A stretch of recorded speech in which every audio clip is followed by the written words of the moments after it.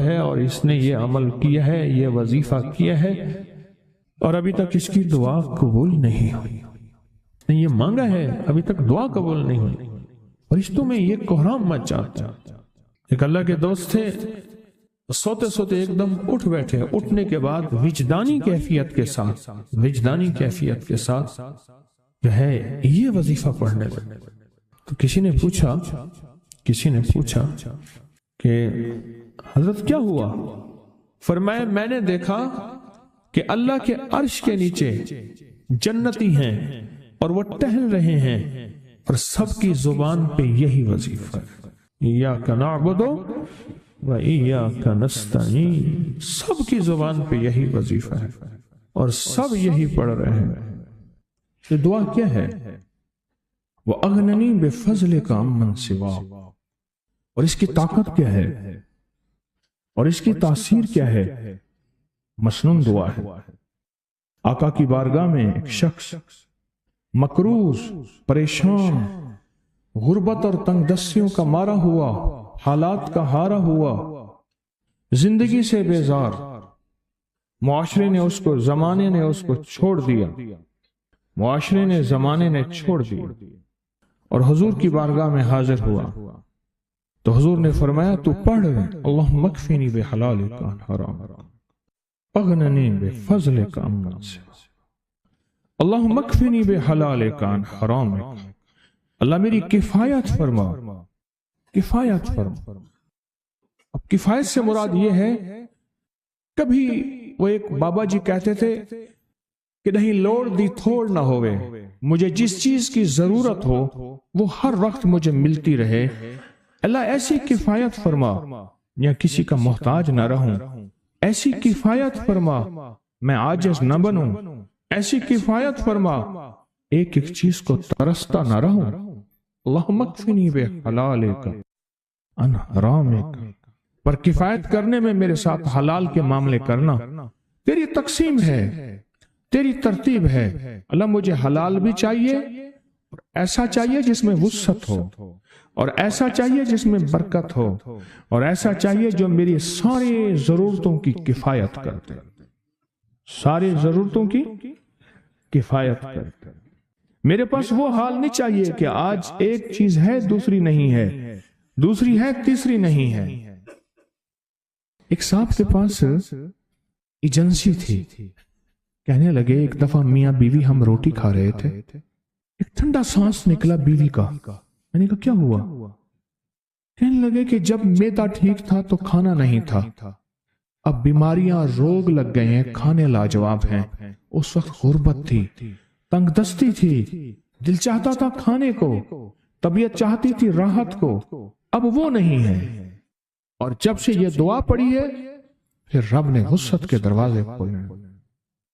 اس نے ایک وہ ایجنسی لی تھی جو کوئی نہیں لیتا تھا، بالکل کوئی ایسا ادارہ تھا جس کا سارا نظام ختم ہو چکا تھا، وہ ایجنسی لی جو کوئی نہیں لیتا تھا، اس نے لے لی، سستی ملتی تھی، لیکن اس کے ساتھ قدرت کی طاقت تھی، قدرت کی قوت تھی، اللہ کا نظام اس کے ساتھ تھا، اللہ کا نظام اس کے ساتھ تھا۔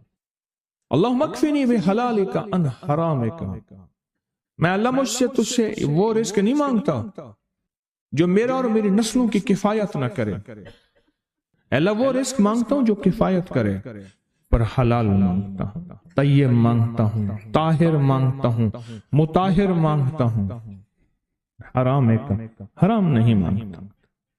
حرام جتنا زیادہ ہو جائے ایک وقت آئے گا ختم ہو جائے گا، حرام جتنا پہاڑ بن جائے ایک وقت آئے گا اللہ اس کو ختم کر کے دکھائے گا۔ میں نے ایک جگہ حضرت عبداللہ بن مسعود رضی اللہ عنہ کا فرمان پڑھا، وہ بس ایک دفعہ پڑھا، مجھے نہ بھولا، پھر فرمایا سود کا انجام تنگ دستی اور فقر ہے۔ اور ایک اور صحابی کا قول ہے، اور یہی قول حضرت امام جعفر صادق کا ہے کہ حرام کا انجام فقر اور قلت ہے۔ اللہ مجھے حرام نہیں چاہیے، اور پھر اللہ کہتا ہے اچھا چلو ٹھیک ہے تیری کفایت کر دے، تو پھر اللہ سے ایک بات اور بھی مانگتے ہیں، آگے ذرا سنیں، وَأَغْنَنِي بِفَضْلِكَ، مولا مجھے غنی کر دے، مجھے پتہ ہے تیرے فضل سے کوئی غنی ہوگا، محنت کر کے غنی کوئی نہیں ہوگا۔ کیا کمال دعا ہے۔